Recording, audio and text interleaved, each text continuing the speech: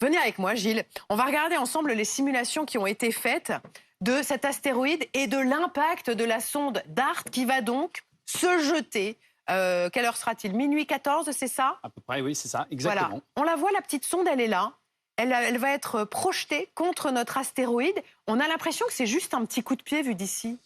Alors, c'est effectivement un petit coup de pied, mais à 6 km secondes, 24 000 km/h. Donc, ça fait 1 an que la NASA, et c'est une coopération européenne avec la France très impliquée, effectivement, qui a envoyé cette sonde grosse comme 4 machines à laver. Qu'est-ce qu'on voit projeté après l'impact, là?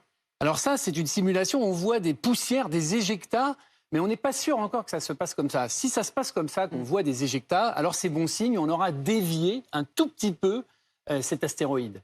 S'il n'y a pas d'éjectats, c'est pas bon signe, ça veut dire que le choc aura été encaissé par la structure interne de l'astéroïde.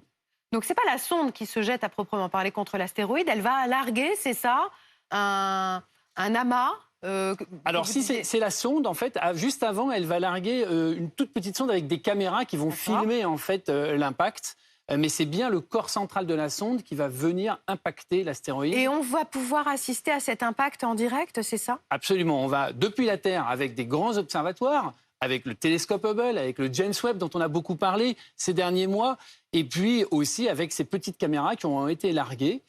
Et puis, dans quelques années, l'Agence spatiale européenne va envoyer une autre sonde vérifier, en fait, sur l'astéroïde, le résultat de l'impact. Alors la NASA, elle a modélisé le résultat de cet impact qui est donc censé dévier la trajectoire de Dimorphos. On la voit ici, Dimorphos, ça c'est son orbite actuelle. Et ensuite, une fois qu'elle aura pris ce petit coup de pied dans les fesses, là, hop, elle va avoir un nouvel orbite. Absolument, elle va pas beaucoup changer en fait, elle va toujours orbiter autour de Didymos qui est le corps central, c'est un couple hein, comme la Terre et la Lune. Voilà. Et donc effectivement, l'idée c'est surtout pas de l'éjecter loin de son corps central, mais de voir hein, quels seront les effets de cette collision à très haute Et vitesse. si on sait faire ça, ça veut dire qu'on sait dévier éventuellement l'astéroïde qui se dirigerait vers la Terre, comme l'astéroïde qui a fait que les dinosaures ont disparu?